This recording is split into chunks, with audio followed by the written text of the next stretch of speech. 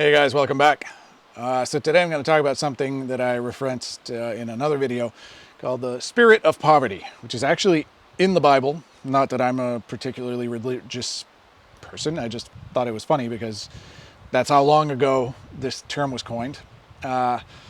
In some societies or some religions, if you will, poverty or being poor is actually considered a disease more so than effect or side effect of life. It is considered that you have deficiencies or something going on beyond the money itself that is within you that needs to be fixed.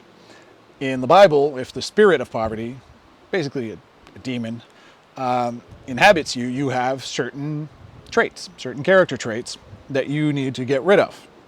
Now, I'm not going to break out the Roman rituals and, start speaking Latin. I'm just making an analogy on how old some of these beliefs are, and we're going to dive into it a little bit. It's kind of true, I think. So, first, the spirit of poverty. I grew up in a family that was broken apart. I lived with my mother and saw my dad every other weekend and every Wednesday or something like that. I was one of those kids, whatever the arrangement was.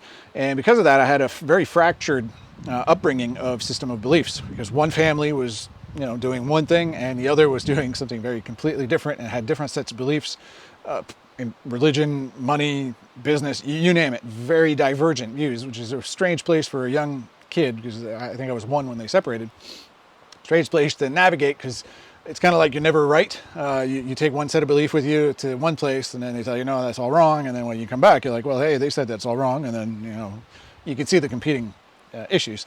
But one side of the family, I would say, was, inhabited by the spirit of poverty. They thought that people with money were evil, that they must have done something wrong to acquire a large sum of money. They had to be either corrupt, evil, doing something not righteous.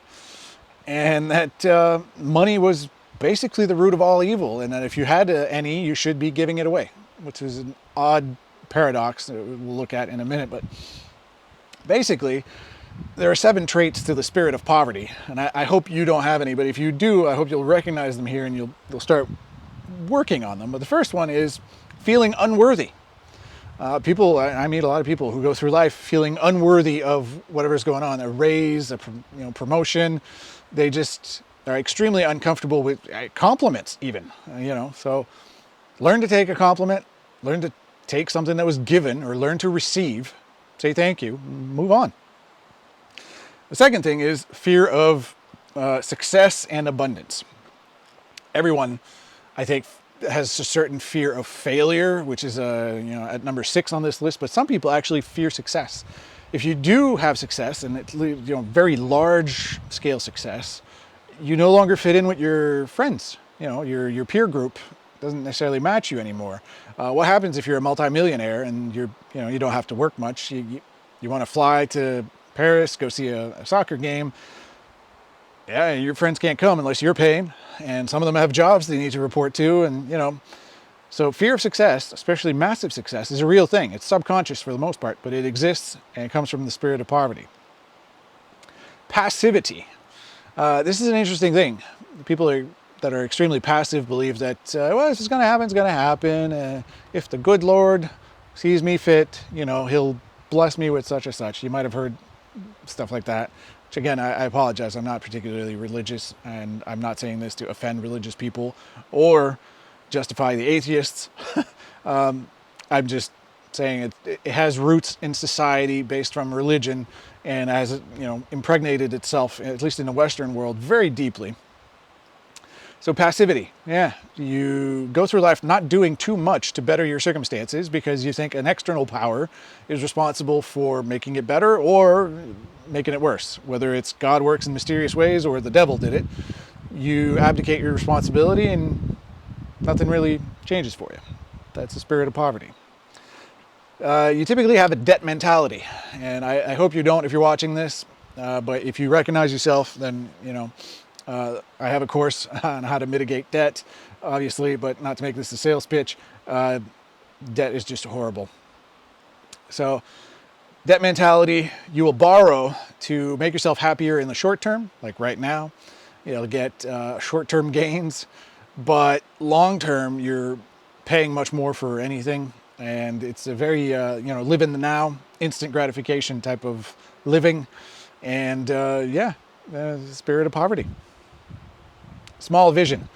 Some of these people are just, content, if I can just make enough money to cover my rent and my food, right? Extremely small vision, very, very narrowed down onto the immediate. And I know, yes, for some people who are struggling, at least being able to cover food and rent would already be a big progress. But the idea comes that if you're not looking bigger, if you're not thinking bigger than that, then you'll get exactly what you're focusing on. And this is proven by visualization theories, all sorts of things out there that show that what you think of the most is typically what materializes and what happens to you. So think big.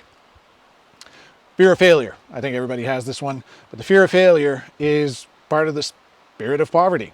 If you fear failure, you will never take action, you'll never start, you won't take even minimal risks that might lead to success for fear of failing and then being ridiculed or whatever it might be that happens after you fail at something. Trust me, it's not that bad. I fail at stuff all the time. Take your lessons and fail forward like the Army does. Fail fast, fail forward. So the last one is a victim mindset. And this one is, I see this one all the time. Again, it kind of tied to life happens to you, but they tend to justify. They tend to have a justification for everything that's going bad as well. It's because this happened in the past and now we are where we are and somehow we can't change these things. Poor us, And they tend to justify behind a shadow of victimization why their circumstances are the way they are and why they cannot change them or would not want to change them. And that's the seventh sign of the spirit of poverty inhabiting you, at least according to some Bible verses. In other cultures, like I said, lack of money or poverty is really just a disease that you have, probably more like a mental health issue for some, because they see money as a thing that flows and you tap into it and that's it. If you don't have it, something is going on that is deeper than just the receiving and the spending or the expenditure of money. Well, with that said, I'd like to remind you of this, especially for the old Bible thumping church goers. In order to give money, which is supposedly a good Christian thing, and I think in all cultures and all religion, donations is a good thing. You have to make money. And to donate more, you have to make more. And the poor giving to the poor, which is typically what happens, doesn't really solve much. So don't demonize money. Don't demonize people who have a lot of money, because not all of them are hoarding it or are greedy. In fact, a lot of them are silent philanthropists who give away a lot of money. But in order to be in that position, you have to get rid of the spirit of poverty.